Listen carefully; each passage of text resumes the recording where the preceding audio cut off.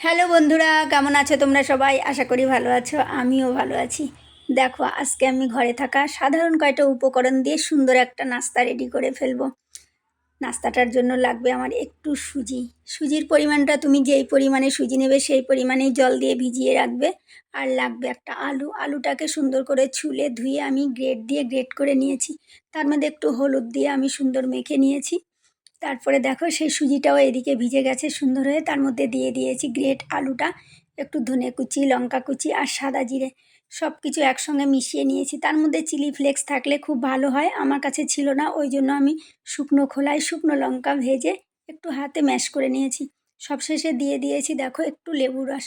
সব কিছু সুন্দর করে মাখিয়ে নিয়েছি। এবার তোমরা যদি মনে করো শুধু একটা করব তাড়াতাড়ি সময়ের জন্য, ওই জন্য একটা পাত্রে নিয়ে স্টিলের, তার মধ্যে একটু তেল ব্রাশ করে নিয়ে তার মধ্যে একসঙ্গে দিয়ে দিতে পারো। আর আমার কাছে যেহেতু এরকম সাজের পিঠে করার স্বাদ ছিল, ওই জন্য আমি তার মধ্যেই তেল দিয়ে একটু তেলের মধ্যে সর্ষে ফোড়ন দিয়ে সবগুলো বাটিতেই আমি ওই মিশ্রণটা দিয়ে দিয়েছি। তারপরে হালকা আঁচে দেখো আমি ঢাকা দিয়ে দিয়েছি।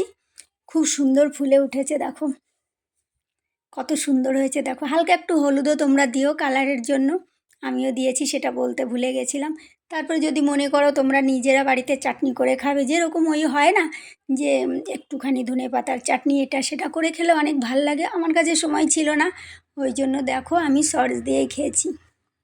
আর আমার ছেলেরা অনেক পছন্দ করে এই খাবারটা, খুব তাড়াতাড়িও হয়ে যায় আর বেশি কিছু উপকরণ লাগেও না। দেখো কত সুন্দর লাগছে দেখতে। তোমরা অবশ্যই বাড়িতে করে খেয়ে দেখবে, দারুণ লাগে, দারুণ খেতে, আর অল্পতেই সুন্দর পেটটাও ভরে যায়। এই দেখো ভেতরটাও কত সুন্দর হয়েছে, দেখো পাউরুটির মতো।